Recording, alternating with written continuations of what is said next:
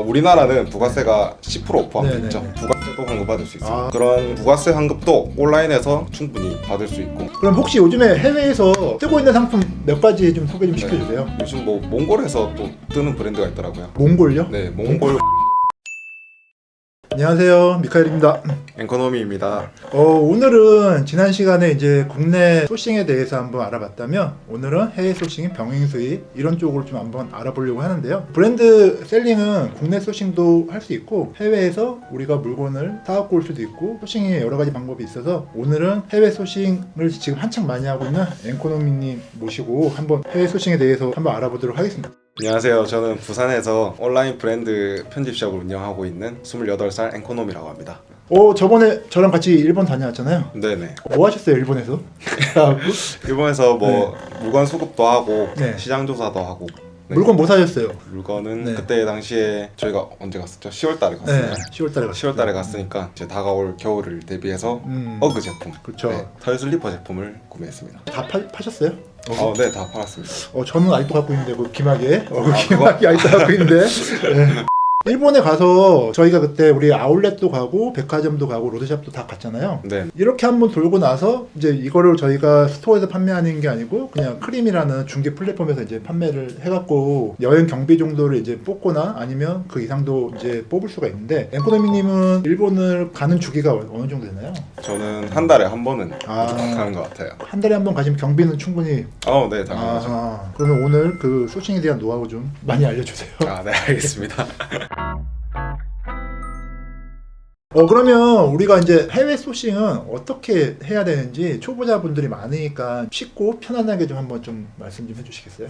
우선은 해외 소싱 같은 경우는 온라인이랑 오프라인을 일단 구분을 해야 돼요. 온라인 같은 경우는 해외 공식 판매처나 그 해외 브랜드들이 입점되어 있는 백화점 사이트, 네. 편집샵 사이트를 주로 참고하는 편이고요. 오프라인 같은 경우는 제가 일본을 자주 가는 편이다 보니까 일본을 가면은 몇몇 백화점에서 외국인들 상대로 게스트 카드를 발급해줘요. 네. 그 게스트 카드를 사용하게 되면은 상품 가격의 5%를 더 추가로 할인을 받을 수가 있고 면세 혜택도 받을 수가 있기 때문에 저는 그런 백화점들 위주로 방문을 하는 편이고, 그리고 일본에서도 오사카를 제가 네. 주로 가거든요. 오사카 공항 바로 옆에 아울렛이 있어요. 링크 아울렛이죠? 네네. 그 아울렛에서도 우리나라에서 인기 많지만 일본에서는 수요가 없는 그런 제품들을 주로 소싱할 수가 있습니다. 그러면 온라인이든 오프라인이든 우리가 구매를 해갖고 배대지나 이런 쪽에 보내갖고 사업체 네. 통관을 해갖고 와서 판매하면 되는 거죠? 네, 그냥? 맞습니다. 그러면 국내에도 소싱 아이템들이 많은데 굳이 이제 해외에서까지 이렇게 소싱하는 이유가 있나요? 그 같은 제품이라도 네. 국내에서 수요와 공급이 동시에 많은 제품은 이미 그 제품을 많은 판매자분들이 선점을 하고 있는 경우가 많아요. 근데 반대로 수요는 많지만 우리나라 자체에 들어오는 공급량이 적을 경우에는 그만큼 판매하는 사람도 없어요. 그거를 팔 수 있는 방법이 두 가지가 있거든요. 이제 첫 번째로 해외 구매 대행업이나 저처럼 브랜드 병행 수입을 할 수 있는 방법이 있는데, 저 같은 경우는 해외 구매 대행업을 하면은 소비자가 주문했을 때 배송 기간이 길다 보니까 저는 병행 수입을 해서 재고를 쌓아두고 해외 구매 대행보다는 더 소비자 관점에서 메리트 있는 쪽으로 판매하고 있습니다. 그러면 구매 대행은 우리 손을 거치지 않고 고객한테 바로 가야 되고, 그리고 보통 일본에서 구매한다고 해서 2주 정도 걸리거든요. 네. 비행기 타고 온다고. 근데 그런 단점을 극복하기 위해서 아예 그 물건을 조금 대량으로 사입을 해갖고 네. 사업자 통관으로 한국을 갖고 와서 그래서 판매를 한다는 얘기시죠? 네. 그런데 가격 메리트는 좀 괜찮나요? 상당히 괜찮습니다. 그런가요? 네네. 주로 어디서 소식 많이 하세요, 나라는? 저는 일본도 많이 하는 편인데 유럽을 좀 많이 유럽. 하고 있어요. 왜냐하면 유럽에서는 우리나라가 FTA라고 자유무역 협정이 맺어져 네네. 있거든요. 그게 이제 국내뿐만 아니라 외국에서도 좀 자유롭게 구매와 판매를 할 수 있는 그 무역 협정이거든요. 이게 왜 좋냐면은 내가 수입한 제품이 현지 생산 제품이다. 그러면 관세를 면제받을 수 있어요. 예를 들어서 내가 유럽에 뭐 A라는 제품을 병행 수입한다. 근데 그 제품이 메이드 인 EU예요. 그러면 수입을 할 때 관세가 면제된다는 거죠. 그러면 저희가 올 때 부가세만 내면 되는 건가요? 부가세도 환급받을 수 있습니다. 우리나라는 부가세가 10% 포함되어 네네네. 있죠. 근데 이탈리아가 22%, 프랑스가 20%, 독일이 19%가 돼 있는데 그런 부가세 환급도 온라인에서 충분히 받을 수 있고. 그 대신 아이템 선정이 중요한 것 같아요. 국내나 네. 이렇게 국내 재고가 많다거나 국내 가격이 좀 저렴한 상품을 갖고 오는 것보다는 어떤 아이템을 선정하는지가 키겠네요. 그리고 네, 맞습니다. 국내에는 이슈가 있는 상품인데 이게 해외랑 우리나라랑 트렌드가 틀려갖고 네. 우리나라에서는 되게 트렌드가 있고 지금 이슈가 되는 상품인데 해외에서는 이게 재고로 남아있는 경우도 있거든요. 그런 거를 주로 타겟을 삼아 갖고 오시겠네요. 네, 그런 것도 있지만은 이제 우리나라 자체에 네. 좀 공급이 안 되는 브랜드 제품들도 있어요. 네. 그런 것들은 이제 제가 병행 수입을 해서 해외 구매 대행 업자들 사이에서 경쟁력을 얻는 거죠. 그러면 국내 소싱이랑 해외 소싱이랑 지금 비율이 지금 어느 정도 되나요? 원래는 뭐 국내가 거의 100%였지만은 네. 지금은 국내 50, 해외 50 비중으로 들고 가고 있습니다. 그러면 해외도 국내처럼 이렇게 거래처나 이런 거를 만들 수가 있나요? 네, 충분히 만들 수가 있고요. 뭐 저는 현재 뭐 거래처는 없지만은 네. 주변에 다른 브랜드 셀링을 하시는 분들을 보면은 해외도 거래처를 두고 있는 분들도 많아요. 그러면 그 거래처에서 이제 거래처가 생기면 우리가 직접 방문 안 해도 재고 리스트나 신상품 리스트를 받아갖고 그냥 발주를 넣고 그냥 받을 수가 있네요. 그쵸. 국내에서도. 네네. 그런 장점이 있겠군요. 그럼 해외에서 주로 어떤 아이템을 좀 많이 소싱하시는 편인가요? 패션 제품을 다루다 보니까 네. 당연히 패션 제품을 위주로 다루곤 있는데 여기서도 일반 브랜드뿐만 아니라 이제 유럽에서 명품 브랜드도 같이 취급을 하고 있고요. 뭐 향후 목표로는 이제 캐릭터 브랜드 있잖아요. 네. 그런 캐릭터 브랜드들도 수입을 해서 소품샵을 창업하는 것도 목표입니다. 그러면 일본 키토넷을 활용을 추천을 드리겠습니다. 키토넷이요? 키토넷. 네, 아이템들이 되게 많거든요. 네. 그거 한번 잘 참고하시면 좋을 것 같아요. 네. 그러면 일본도 하시고 유럽도 하시고 미국도 하시는데 제가 알기로는 뭐 미국이나 이런 데는 폴로나 나이키가 엄청 저렴하다고 알고 있는데 각 나라마다 소싱하는 브랜드나 이런 특징들이 있을까요? 뭐 각 지역이나? 아무래도 뭐 나이키 같은 경우는 미국 브랜드다 보니까 네. 우리나라에 들어오기까지는 그 중간 유통 마진이 네. 고려를 안 해도 되거든요. 그 나라 자체에서 판매하는 브랜드이기 때문에 그래서 뭐 가격 부분에 있어서도 같은 정가라도 조금 미국이 더 저렴한 편이 있고요. 그 유럽은 약간 명품인 준명품이나 뭐 그런 쪽으로 좀 그쵸. 많이 접근을 네. 그리고 뭐 여성 자파나 패션 아이템 이쪽으로 많이 접근을 하시는 걸로 알고 있거든요. 네, 맞습니다. 근데 최근에는 일본이 환율이 많이 떨어지고 그래갖고 제 생각에는 일본에서 수입하는 게 그래도 좀 메리트가 많이 있지 않을까. 당연히 그런 생각을 가지고 네. 일본을 가는 거거든요. 지금 일본 환율이 800원대로 떨어진 그렇죠. 것도 있고 네. 바로 옆 나라기 때문에 되게 뭐 시간 하루만 내도 할 수 있을 정도로 접근성이 쉬우니까 그래서 일본을 좀 자주 방문하는 편이거든요. 그리고 일본 가시면 충분히 조금만 신경 쓰고 다니시면 여행 경비 정도는 충분히 저희가 뽑아서 올 수 있는 그런 아이템들 되게 많거든요. 그래서 저희도 뭐 몇 개 요번에 조금 구매를 하긴 했는데 그런 쪽을 좀 활용하시면 국내보다 훨씬 메리트 있게 상품을 좀 구매할 수 있을 것 같아요. 그리고 10개든 100개든 배대지를 써갖고 들어오면은 아이템만 잘 찾으면 국내보다 20-30% 저렴하게 판매할 수 있는 아이템들이 많이 있으니까 그런 쪽을 한번 체크 한번 해보시는 것도 여러분들 판매에 좀 도움이 되지 않을까 이렇게 생각이 됩니다.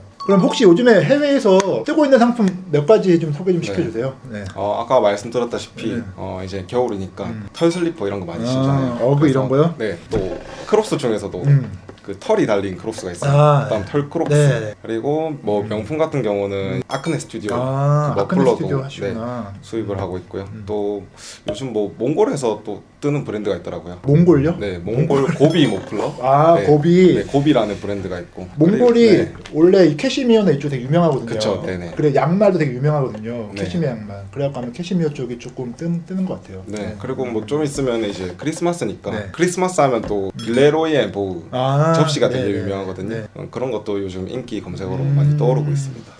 그러면 그런 것들을 우리가 해외 사이트를 검색을 해갖고 최저가를 찾아갖고 해외에서도 소싱을 해갖고 국내를 갖고 들어올 수 있다. 네, 가능하다는 얘기신 거잖아요. 지금 장점도 많지만 불편한 것도 있을 것 같아요. 단점도 네. 만약에 뭐 내가 주문한 대로 상품이 안 오거나 수량이 빠지거나 뭐 이런 거 이렇게 되면은 저희가 대처할 수 있는 방법이 없잖아요. 네. 솔직히 그런 그 해외 소싱의 단점은 어떤 게 있나요? 일단 병행 수입이다 보니까 구매 대행과는 다르게 저희가 그 재고를 다 쌓아두고 있어야 되고요. 재고를 쌓아두는 만큼 그게 판매되는 기간까지는 자금이 물릴 수밖에 없는 거죠. 그런 부분도 있고 국내에서 제품을 구하는 것보다는 또 배송 기간도 되게 오래 걸리기 때문에 그런 부분을 좀 감안하셔야 될 것 같습니다. 하지만 뭐 그런 리스크를 감안하시더라도 충분히 내 제품을 국내에서 소싱하시는 분들보다 더 저렴한 가격으로 가져올 수 있기 때문에 저는 단점보다는 장점이 더 많다고 생각합니다.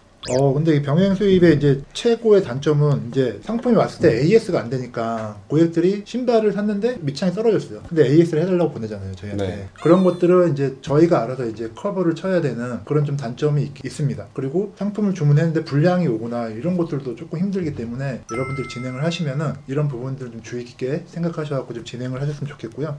그리고 스마트 스토어에서만 판매하시나요? 아니면 다른 플랫폼에서도 판매하시나요? 스마트 스토어도 하고 있고 이제 크림도 하고 하고요. 최근에 쿠팡도 네. 시작했습니다.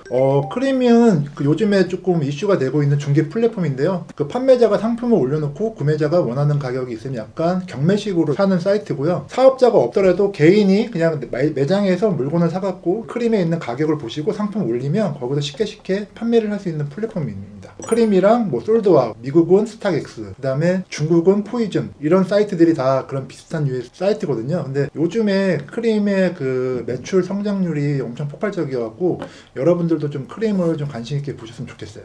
그러면 크림에서는 주로 어떤 거 많이 판매하고 계세요? 제일 많이 파는 거는 일단은 명품. 명품. 네, 그리고 아까 말씀드린 것처럼 털크록스 제품. 그러면 네. 명품도 그러면 일본이나 이런 데서 이제 가셨다가 네. 가격이 맞으면 그냥 갖고 와서 크림에서 이렇게 바로 아까 제가 그 하시고. 5% 네네. 그 게스트 카드 말씀드렸잖아요. 그게 하이엔드 명품 제품은 게스트 카드 적용이 안 되는데 그 아래 단계인 뭐 꼼데가르송이나 디올 정도는 네, 충분히 할인을 받고 가져올 수 있기 때문에. 그러면 요즘에 크림에서 보면은 뭐 포토라든지 젠틀몬스터라든지 네. 뭐 이런 것들이 좀 많이 지금 뜨고 있잖아요. 그런 네. 것들도 일본에 가서 소싱이 충분히 가능한 브랜드인가요? 네, 충분히 가능하긴 한데 그 제품이 우리나라에서 워낙 인기가 많다 보니까 네. 여행 가시는 분들이 일본 여행 가시는 분들이 그 제품을 많이 사요. 그래서 그런 거는 좀 오프라인에서 구하기 힘들지 않나 저는 생각합니다. 저희 그 에피소드 하나 말하자면 그때 일본 갔다가 에르메스 매장에서도 우리 좀 샀잖아요. 국내에서 들어가지도 못하는 에르메스 매장 가갖고 일본 가면은 그런 매장들이 줄 서서 가긴 하는데 한 5분 10분 줄 서면 입장할 수가 있거든요. 그러면 거기서 수익을 낼 수 있는 상품들이 꽤 있기 때문에 여러분들이 일본 가기 전에 크림이나 이런 데서 좀 상품 공부를 좀 하고 가시면 아무래도 좀 더 많은 도움이 될 것 같고요. 그리고 하나 팁을 드리자면 명품 같은 경우에는 비슷하게 생겼는데 모델명이 틀린 경우가 되게 다반사거든요. 크림에서 판매하실 때는 그 모델명이 가장 중요하기 때문에 크림을 어플을 켜갖고 핸드폰으로 그냥 그 일하시는 분들한테 보여주시면 그분들이 재고가 있으면 찾아주시니까 그렇게 좀 활용하시면 좋을 것 같아요.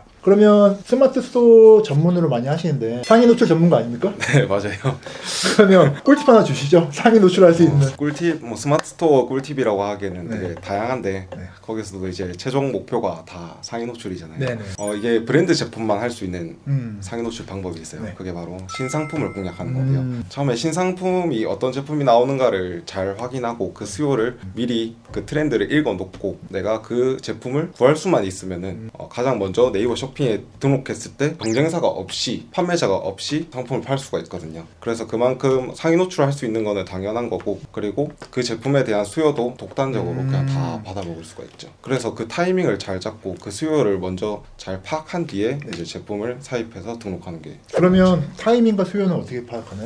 저 같은 경우는 크림에서 올라오는 상품들도 주로 네네. 보고 있고요. 핫힐 커뮤니티나 아니면 패션 커뮤니티, 뭐 카페 같은 것도 보고 트렌드에 제일 민감한 인스타그램 같은 네. SNS도 보고 있고 요즘은 그냥 길 가면서도 많이 보는 것 같아요. 길 가면서도 어떤 제품들이 새롭게 보이는가, 그런 사람들이 많이 착용하고 있는가 그런 것들을 좀 보면서 소싱을 하고 있는 것 같습니다. 그리고 당연히 판다 랭크나 데이터랩도 네, 참고하고 당연하죠. 네. 계시고요. 네, 네. 자, 그러면 오늘은 전 시간이랑 같이 국내 소싱, 해외 소싱에 대해서 알아봤는데요. 저희가 최대한 좀 쉽게 내용을 담으려고 노력했는데 조금 어려운 부분이 있으시면 댓글 달아주시면 저희가 거기에 대한 답변 달아드리도록 하겠습니다. 여러분들 일단 시작을 하셔야 되고요. 수요가 있다 보니까 시작만 하시면 매출은 무조건 나와요. 일단은 중요한 거는 첫 발을 내딛는 게 가장 중요한 것 같아요. 다음 시간에 더 알차게 구성해갖고 다시 찾아뵙도록 하겠습니다. 감사합니다.